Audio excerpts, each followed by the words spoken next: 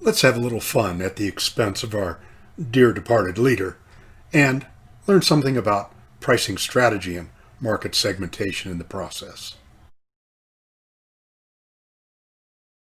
Hi, my name is Tim, and welcome to the fascinating world of value and pricing secrets.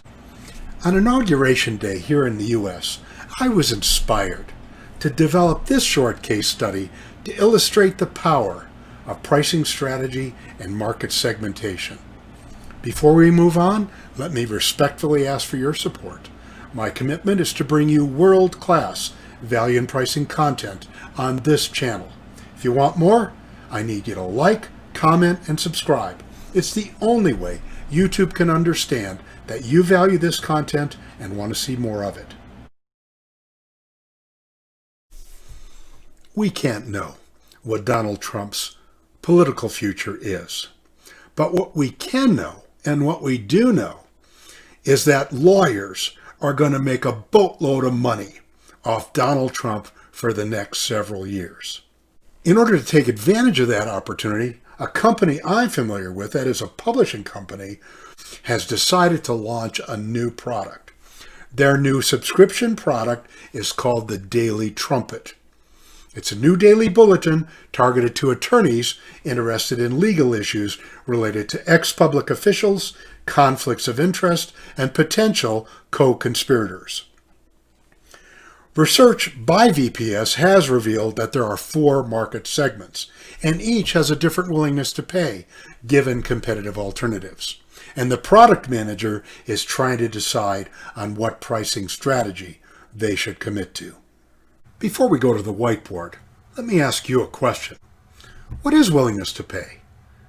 Well, willingness to pay is the price that we believe customers will pay based on 3 factors. Number 1 is the market segment that they're in. I mean, what we see routinely is that customers in different segments are willing to pay different prices for essentially the same offering.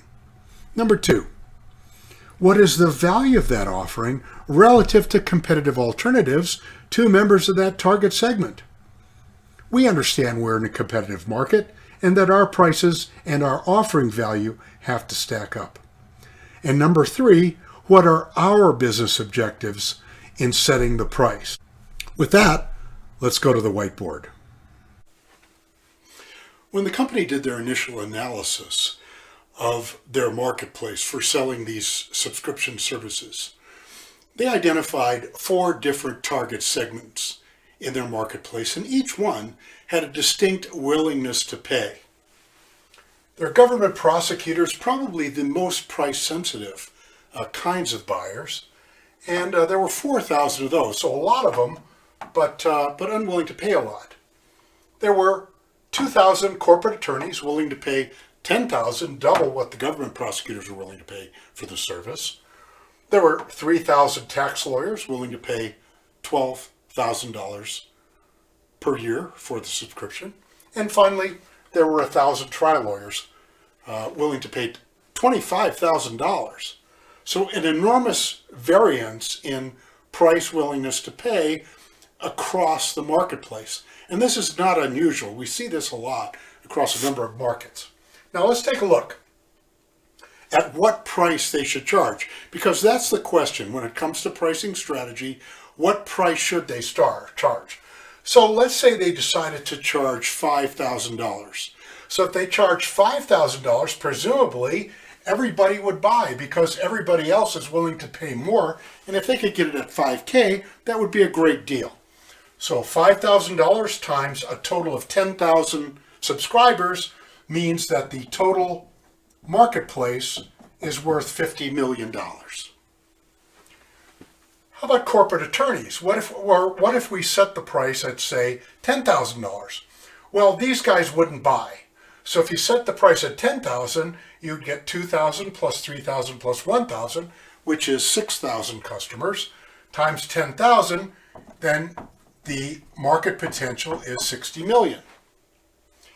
If alternatively you decide to price at $12,000, you wouldn't get corporate attorneys or government prosecutors, but you'd get both tax attorneys and trial lawyers. So 3,000 plus 1,000 is 4,000 times 12,000, you'd make $48 million. And finally, if you priced at 25,000 and just for the trial lawyers, then your revenue stream would be 25 million. So just looking at the revenue perspective, not considering costs at all, the way to price is really, if you've got to set a price for this, it's $60 million in revenues, and you'd want to set the price at $10,000 because that maximizes the revenue that you would get out of this marketplace. Now, there's a problem with that, right? Put yourselves in our shoes, right? Members of the public, going into this, do we want our government prosecutors not to have this kind of valuable information? Do we just want to arm the defense with it? The answer is no. And what you'll notice, so how do we manage that? Well, think about it. If you go on any site, what you'll often find is that there's a specific price for government buyers. You can go on Hewlett-Packard, go on Dell, go on all kinds of services. There's almost always a price specifically for government buyers. So what we can say is that if you're a government buyer, then we have a special price for you.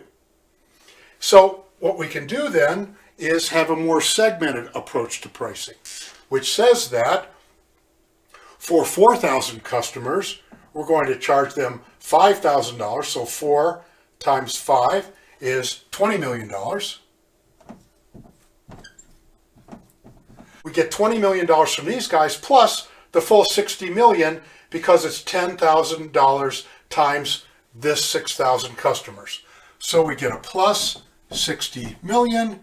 So if we take a segmented approach to pricing, then we capture 20 million plus 60 million equals a total of $80 million as the revenue potential by taking a more segmented approach to pricing.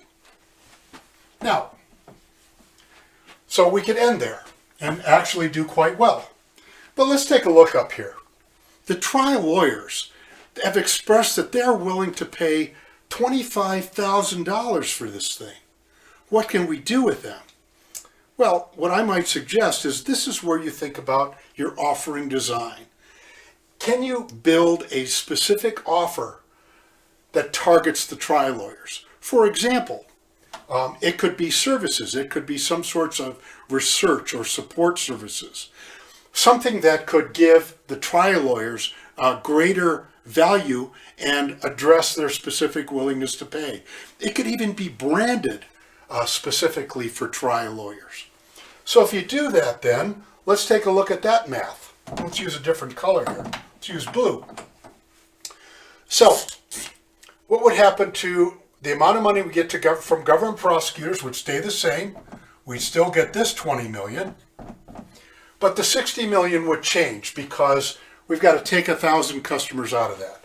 So 60 million, instead it's 10,000 times 5,000. This becomes 50 million. Plus, we get 1,000 times 25,000 plus the 25 million equals a total market of $95 million.